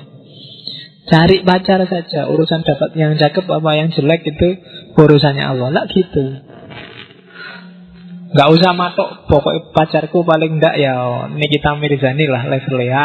Rasa nek kowe matok ngono biasanya ya Allah ngasih yang beda dan kalian akan gelisah dan kecewa. Jiwamu akan gelisah. Oke. Tuhan tidak menentukan kegelisahan dan ketenangan jiwamu. Engkau yang menentukannya. Dengan perbuatanmu, dengan ulahmu. Perbuatan yang gimana yang menentukan? Yang tidak matok hasil tadi. Karena kamu matok hasil, kamu sendiri yang merancang kegelisahanmu. Karena kamu target macam-macam, kamu sendiri yang menyiapkan kekecewaan untuk hidupmu sendiri. Pokoknya Pak, 27 saya sudah harus kawin punya anak. Ya kamu sendiri gitu. Nanti begitu nggak punya anak, nggak punya istri sampai umur 28 kan kamu stres galau luar biasa. Akhirnya kamu kecewa. Ya kamu sendiri yang bilang gitu. Allah nggak ngomong apa-apa kok. Kamu merancang-rancang sendiri dan kecewa-kecewa sendiri. Oke, sumbernya ketenangan di situ katanya Krishna. Jadi jangan terikat oleh dunia dan tidak usah matok hasil. Tugas kita cuma usaha. Setelah usaha ya sudah tawakal, serahkan semuanya pada Allah. Kalau modus hidup kita semacam ini, kita akan tenang. Oke, jadi kalau kamu lihat ada orang tenang, itu biasanya orang yang tidak ambisius, tidak punya target macam-macam, dijalani aja hidupnya dengan ikhlas, ketenangan. Oke, terus dari situ akan lahir kebahagiaan sejati. Apa sih kebahagiaan sejati itu? Siapapun engkau, apapun pekerjaanmu, yang terpenting adalah keyakinanmu pada yang maha hadir. Berkaryalah dengan keyakinan itu.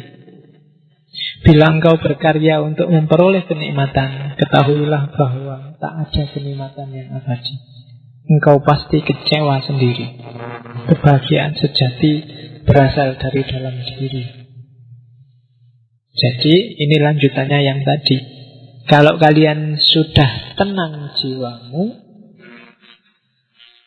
pasrahkan hasil pada yang maha hadir, maka dari situ kamu akan merasa bahagia yang sejati. Kamu akan tidak lagi bisa terombang-ambingkan oleh suka dan duka. Apakah itu suka, apakah itu duka, itu sudah ada skenario-nya dari yang maha hadir yang ada di mana-mana. Dari Wisnu yang maha meliputi segalanya. Itu kebahagiaan sejati. Terus, oleh karena itu kuncinya adalah ikhlas. Ikhlas kalau bahasa Indonesianya lebih gampang diterjemahkan jadi tulus. Cuma tulus bukan untuk siapa-siapa, tulus hanya untuk Allah. Itulah ikhlas. Banyak cara untuk meraih kesempurnaan hidup, namun yang paling mudah adalah berkarya tanpa pamrih. Demi aku, katanya Krishna. Karena Krishna ini kan inkarnasinya Tuhan, jadi demi aku maksudnya ya demi Tuhan. Kalau hanya demi Tuhan saja, kamu akan cenderung lebih tenang. Jadilah pengabdi sejati dengan cara itu. Bersahabatlah dengan setiap orang, kasihilah setiap makhluk, jangan membenci siapapun dan apapun. Itu rumusnya ikhlas. Nggak boleh ada benci, yang boleh ada hanya cinta. Sama apapun, siapapun, bahkan kawan maupun musuhmu, kayak di Isa kemarin. Kenapa sih harus begitu? Ya karena semua adalah aku. Katanya Krishna, ingat, aku ada di mana-mana. Dalam diri manusia ada hakikat ketuhanan. Itu kan nggak cuma di Islam saja, di Kristen saja. Semua manusia juga begitu. Manusia hadir di alam semesta itu tidak cuma di negara Islam saja, di negaranya orang kafir, di Amerika, di Afrika, di Eropa juga begitu. Allah ada di mana-mana. Berarti di mana-mana ada Allah. Maka jangan membenci. Jangan-jangan ketika kamu membenci sesuatu itu kamu membenci yang ada di situ. Dan yang ada di situ itu Allah. Karena Allah ada di mana-mana. Maka jangan gampang caci maki, menjelek-jelekan, menyesat-nyesatkan.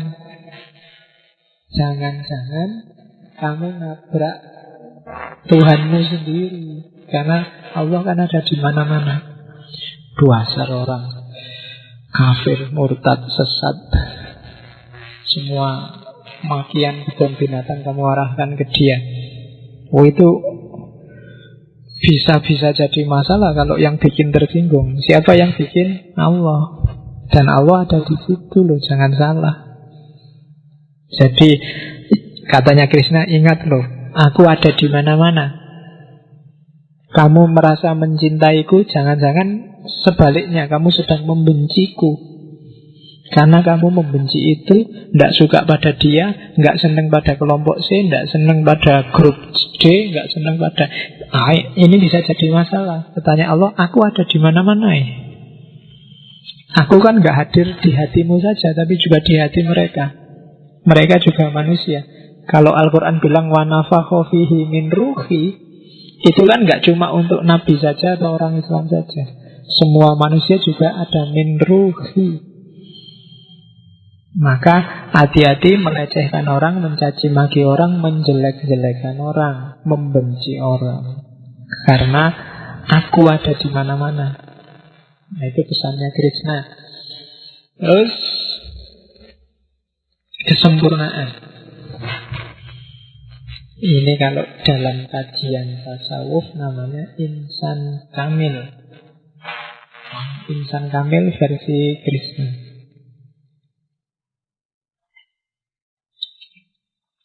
Saya tidak tahu, tidak populer ya istilah insan kamil menurut Krishna. Saya tidak tahu kalau kamu mengajukan proposal diterima apa tidak.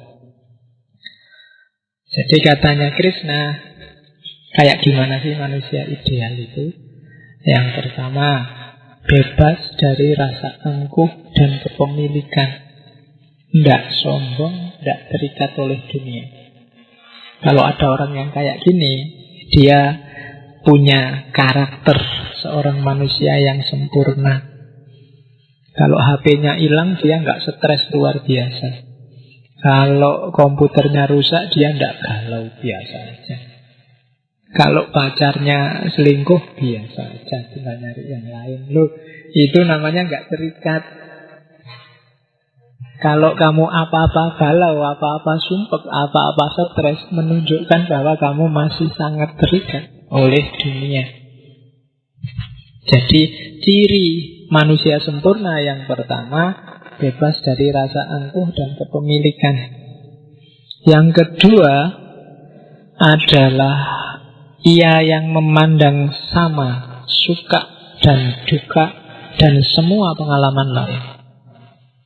Dapat senang, alhamdulillah. Dapat duka, alhamdulillah. Biasa saja. Hidup memang ada suka, ada duka. Itulah cirinya hidup di dunia. Jadi tidak kaget, tidak gampang galau, tidak gampang sumpek. Juga kalau seneng nggak loncat-loncat, nggak euforia. Suka duka itu biasa. Jadi orang sempurna itu justru orang yang stabil. Saya tidak tahu orang kayak gini mungkin tidak atraktif, tapi dia tenang. Yang selanjutnya adalah puas dengan apa yang diperolehnya sebagai hadiah dari Yang Maha Kuasa. Apapun yang dia alami, apapun yang dia dapat, dianggapnya itu persembahan, hadiah dari Tuhan, dari Allah. Alhamdulillah dikasih rambut keriting, alhamdulillah sekarang uangku tinggal 10.000, alhamdulillah. Apa nih? Hidungku pesek, alhamdulillah. Semester ini yang gak lulus banyak, alhamdulillah. Ya kan, dia selalu puas. Semua persembahan dari Allah. Paling tidak itu menunjukkan bahwa ternyata Allah masih perhatian padamu. Jadi perhatian itu nggak selalu kan dikasih yang bagus-bagus, yang enak-enak. Orang tua yang peduli sama anaknya itu ya kadang ngukum, kadang jewer, kadang anaknya minta nggak dikasih. Justru menunjukkan orang tua yang peduli. Tapi orang tua yang sibuk, nggak sempat ngopeni anaknya, itu biasanya cenderung anaknya minta apa aja dikasih, udah tak kasih. Bapak kerja gitu apa kasih. Anaknya dicuekin. Jadi jangan-jangan orang yang seneng terus itu kamu harus curiga. Jangan-jangan kamu sedang dicuekin oleh Allah. Maka ketika ada sumpek-sumpek dikit, ada galau-galau dikit, ada masalah dikit, terimalah itu sebagai persembahan dari Allah. Terima kasih ya Allah masih peduli padaku. Nih ya coba tabuk. Sumpek. Jangan khawatir kan, Allah sudah janji bahwa dia tidak akan ngasih ujian yang tidak kuat kamu tanggung, kecuali kamu cengeng. Kalau kamu cengeng itu kan jangan ujiannya enteng, tapi kamu cengeng seolah-olah berat luar biasa. Hanya dapat nilai E1 aja seolah-olah duniamu runtuh, biasa aja lah. Temenmu nilai E-nya banyak, santai aja. Kan ada yang gitu. Kamu galau, hanya nggak dapat pacar aja kamu puyeng. Ada yang sampai umur 40, 50 nggak dapat suami, nggak dapat istri juga santai-santai aja. Jadi kamu bukan orang yang paling malang di dunia ini. Yang lebih sumpek dari kamu banyak, ribuan, mungkin jutaan. Jadi tidak pantas kamu mengeluh dalam hal apapun. Oke, terus pikirannya selalu terpusat padaku. Ini yang agak berat. Day to day, minute to minute, yang ada di pikiranmu hanya Tuhan, hanya Allah. Cirinya orang yang sempurna. Mau apa-apa, nyambungnya ke Allah. Mengalami apa, nyambungnya ke Allah. Tidak punya apa, nyambungnya ke Allah. Saya sebut Allah meskipun ini Krishna, biar nyambung sama hidupnya. Kalau Krishna kan sebutannya bukan Allah pasti. Oke, itu yang saya sebut passing over. Dengan kayak gini sebenarnya ajaran-ajaran kayak gini di kita juga lengkap banyak. Cuma kayak tadi, karena kalau kamu ngaji cepet-cepetan, kalau ada ceramah agama kamu anggap deso. Kalau ada, ya kan, ada ceramah-ceramah itu kan kamu anggap tahu. Kayak gitu tidak penting kan gitu.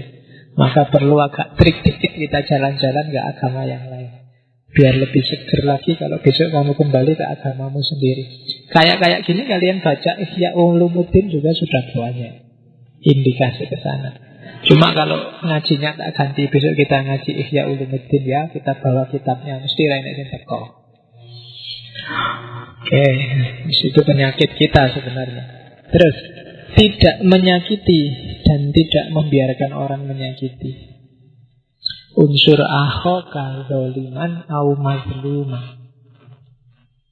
Jadi manusia yang sempurna itu dia tidak akan menyakiti orang lain, juga tidak akan membiarkan ada perilaku sakit menyakiti. Dia akan turun tangan sesuai kapasitasnya. Tidak akan diam saja, tidak akan cuek. Terus manusia sempurna itu bebas dari rasa takut, gelisah, dan amarah. Tidak perlu dijelaskan, kalian sudah ngerti. Terus dirinya terkendali, pikirannya jernih. menganggap sama kawan dan lawan, pujian dan makian. Dipuji tidak besar kepala, dicaci juga tidak mengkeret, biasa saja. Cirinya manusia yang sempurna. Tidak nyari pujian, juga tidak gentar dengan cacian. Manusia hari ini biasanya yang dicari pujian, kalau ada yang ngeritik, marah, tidak mau. Berarti belum termasuk manusia yang sempurna. Manusia yang sempurna itu kawan atau lawan biasa saja, pujian dan makian juga biasa saja. Karena pujian juga sifatnya kan temporer. Kenikmatan, kesuksesan juga sifatnya temporer. Manusia itu kan kalau di dunia makin lama makin biasa, setelah biasa tidak enak. Kamu yang biasa nilai A, lama-lama dapat nilai A itu biasa, dan kadang-kadang lama-lama hambar, tidak seru. A terus ya, tidak kaget lagi, oh mesti A kan gitu, hambar rasanya. Nah yang E juga gitu, biasa aja dapat E. Pengalaman saya sejak semester 1 yo terus biasa lah, tidak kaget, ya kan? Jadi yang bikin sumpek, bikin kaget, bikin galau kan permainan pikiran. Jadi standar sama loh, yang punya pacar cakep bu anggap seneng terus gitu, ndak. Ya awal baru nembak diterima seneng, nanti dapat 1-2 tahun biasa. Kadang-kadang malah nyari yang lain. Karena lama-lama jadi hambar rasanya. Sepodo wae. Awalnya yang-yangan, lama-lama ya maki-makian. Awalnya sangat penuh pengertian. Maaf ya aku terlambat, enggak apa-apa, aku baru sebentar kok datangnya lagi. Tapi nanti dapat 2 tahun, kamu belum bilang maaf sudah disemprot. Jadi jangan terpengaruh yang gitu-gitu. Pujian, makian, kawan, lawan itu biasa saja. Anggap hidup ini biasa saja. Semuanya, yang istimewa hanya satu, Tuhan, Allah. Itulah orang yang mencapai kesempurnaan. Oke, terakhir. Ini potongan-potongan yang dalam bahasa Inggris. If you fail to achieve your goal, change the strategy, not goal. Kalau kamu gagal menghasilkan sesuatu, ya ubahlah strateginya, bukan targetnya. Itu rumus dari Krishna. Ya, target hidup apa sih? Ya tadi dijelasin banyak, mulai ketulusan, keikhlasan, dan macam-macam. Kalau kamu sudah berusaha untuk tulus, kok tidak bisa, bukan berarti kalau begitu saya tidak tulus lah Pak. Tidak. Ganti strategi gimana caranya biar jadi ikhlas. Ganti strategi gimana caranya biar nggak terpengaruh lagi oleh dunia. Oke, jadi if you fail, you goal, change the strategy, not goal. Ini dipotong di sini biar bisa dipakai macam-macam dalam hidupnya. Oke, terus three doors of the hell is lust, anger, and greed. Hati-hati dengan 3 hal ini. Yang pertama, ambisi, hasrat, hawa nafsu, lust. Anger, kemarahan. Dan greed, keserakahan. Cirinya serakah itu tasrif, musrifun. Kamu tidak berhenti di cukup, itu biasanya serakah sudah. Sebenarnya hidupmu itu cukup kalau sehari makan 3 kali, sudah selesai, sudah sehat. Kok kamu nambah-nambah mumpung gratis? Itu pasti serakah. Nah ya, sebenarnya kamu cukup 1 bulan mungkin 500.000 sampai 1 juta. Kok kamu nambah-nambah sampai bohong ke orang tuamu, beli buku lah, ada ujian apalah. Itu mesti sudah greed, sudah serakah. Mentang-mentang kamu cakep, sebenarnya pacar 1 ya wis cukup. Tapi terus kamu nyari cabang A mumpung masih laku banyak, itu mesti greed. Sumbernya neraka pasti. Mumpung masih laku, neraka itu maksudnya nggak harus besok masuk neraka, tapi dalam hidupmu sendiri rasanya akan kayak neraka. Jadi hawa nafsu, kemarahan, dan keserakahan. Baca buku itu sebenarnya kuatmu cuma sabab sehari, tapi mumpung kamu serakah semangat ini Pak, ilmu ini penting Pak, terus kamu maca sehari sekian puluh buku, podo wae tidak akan ada hasilnya. Jadi akan jadi neraka sendiri membaca itu, karena kamu serakah, tamak. Sidik-sidik wae cukup kok. Kayak kamu baru belajar bahasa Inggris itu loh, gurunya bilang sehari apalkan 1 kata, nanti 1 bulan dapat 30 kata. Tapi kan terus kamu serakah, kalau 1 kesedikitan Pak, sehari 30 kata saya bisa Pak. Kamu nulis 30 kata, dapat 3 hari mesti jebol, kamu sudah males apalan. Salahmu dulu kamu serakah. Pelan-pelan, jangan serakah. Las, kalau hawa nafsu sudah standar bagaimana dia merusak. Yang kemarahan itu kalian sudah ngerti bagaimana merusaknya. Dan yang ketiga serakah. Yang terakhir, Krishna mengingatkan, it is better to perform one's own duties imperfectly than to master the duties of another. By fulfilling the obligation he is born with, a person never comes to grief. Lebih baik kamu jalankan tugasmu, kewajibanmu sesuai kapasitasmu, meskipun tidak sempurna, daripada kamu menjalankan tugas kewajiban yang bukan milikmu, bukan urusanmu.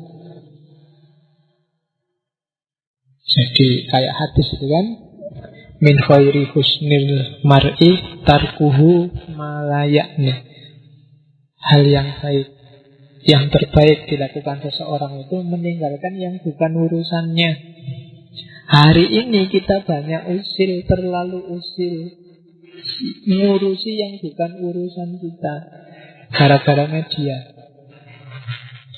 Tiba-tiba hari-hari ini kita banyak diskusi tentang terorisme, tentang racun sianida, tentang kita bahas yang tidak penting-penting, kita bahas semua. Tidak ada gunanya, bukan urusannya. Biar yang ngurusi siapa yang bersalah, siapa yang racun, urusannya polisi. Apakah itu benar Bahru Naim apa bukan, dan urusannya polisi. Ngapain kamu capek-capek diskusi? Kerjakan yang tugasmu, yang kewajiban. Meskipun tidak sempurna, itu lebih baik daripada kamu menjalankan yang bukan kewajibanmu dan sempurna. Tidak ada urusannya, bukan urusannya. Meskipun kamu punya pendapat sebaik apapun tentang terorisme, kan nggak ada yang wawancarai kamu. Wong kamu memang bukan apa-apa, bukan urusanmu. Beda kalau kamu ketua BIN, kalau kamu AKBP, kalau kamu Jokowi, baru itu meter. Tapi kalau yang bukan metermu, ya nggak usah dibahas, nggak usah kamu capek-capek. Bukan urusanmu. Fokuslah pada kewajibanmu. By fulfilling obligation, he is born with, dengan memenuhi tugas sesuai kondisimu, sesuai kapasitasmu, seseorang akan tidak pernah grief, dia tidak akan pernah sedih. Sumber galau itu karena kamu ngurusi yang bukan urusanmu. Itu yang bikin skripsimu nggak selesai-selesai, bikin tesismu nggak jalan-jalan, bikin kamu gampang sakit, bikin kamu macam-macam. Semua sumber kegalauanmu biasanya karena kewajibanmu nggak kamu penuhi dengan beres. Kamu selalu usil dengan yang bukan urusanmu. Nah ini penting. Hari ini banyak orang yang mengerjakan yang bukan urusannya. Mungkin demi popularitas, mungkin demi dipuji orang, mungkin demi dia terkenal, mungkin macam-macam. Maka hati-hati, perhatikan, kenali dirimu, di mana levelmu, makommu, apa saja potensimu, dan penuhi kewajibanmu. Tanpa harus mikir macam-macam, tanpa harus mikir besok pahalanya berapa, besok dapat bidadari apa enggak, besok enggak usah dipikir itu urusan yang punya prerogatif Allah. Wong kamu baik luar biasa, kalau Allah mau masukin kamu ke neraka, ya kamu enggak bisa bantah kan? Misalnya, saya tiap hari sholat malam, tiap hari ngaji, dimasukkan neraka. Kalau Allah bilang suka-suka aku, kamu mau apa? Kan selesai, kamu tidak bisa bantah. Asy'ariyah kan begitu. Kamu masuk neraka, masuk surga itu bukan karena amalmu, jangan GR. Amalmu itu tidak ada apa-apanya, Allah sama sekali tidak butuh. Nah, maka jalankan tugasmu. Jadi key pointnya di situ. Dalam Bhagavad Gita. Gak usah mikir. Itu yang tak perangi kan Pak Desa ya. Itu yang kayak Arjuna kan bingung di situ. Guru saya sendiri, saudara-saudaraku sendiri. Udah, kamu gak usah mikir itu. Kamu pahlawan, kamu pejuang. Berjuang saja di jalur ini.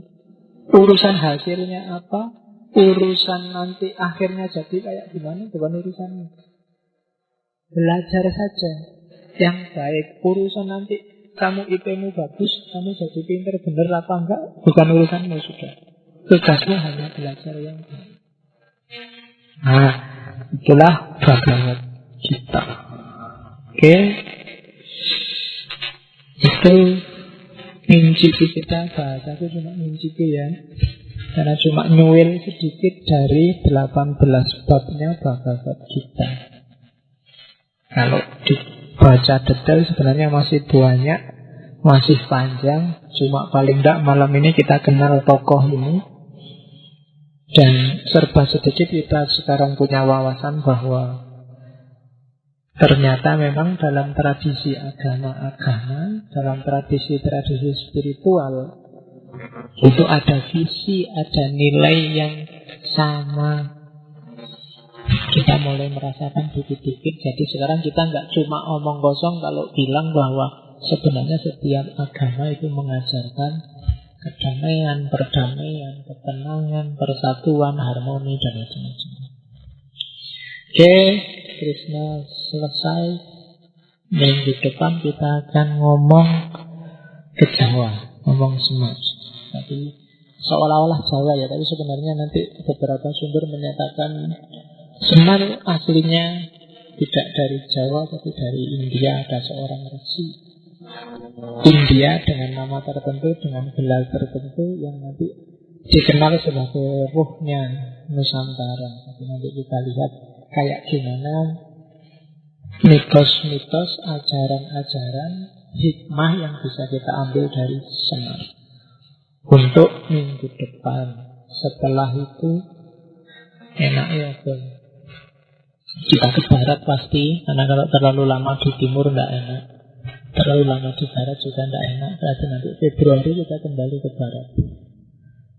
Mungkin saya merencanakan ngomong tentang ideologi-ideologi besar yang banyak kamu omongkan, tapi kadang-kadang kamu tidak ngerti maksudnya. Jadi Februari saya akan ngomong liberalisme. Banyak orang salah paham dengan liberalisme. Konotasinya selalu negatif. Kemudian sosialisme. Kemudian sekularisme.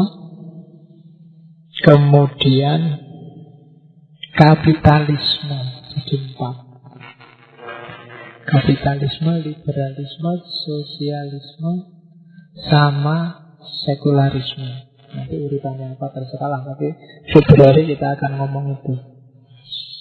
Karena beberapa kali saya ditanya atau mahasiswa bikin tulisan kasih saya ngomong, tapi kelihatannya dia tidak paham. Wah, itu liberal. Tiap hari kan kamu nuduh orang liberal. Liberal, sekuler. Sipilis itu kan sekularisme, liberalisme kan itu. Ya ndak apa-apa punya pendirian, tapi harus basisnya ngerti dulu apa itu sekuler, apa itu liberal, termasuk kapitalisme yang tiap hari kamu jadikan bahan maki-makian itu kan kapitalis, dasar kapitalis gitu. Kapitalisme, kemudian sosialisme dan segala variasinya. 1 bulan di Februari. Temanya berarti ideologi. Setelah kita ngomong tentang manusia langit, nah kita ngomong tentang bumi. Oke, saya kira itu. Saya akhiri sekian. Wallahul muwaffiq wal afu minkum wallahu a'lam bissawab. Wassalamualaikum warahmatullahi wabarakatuh.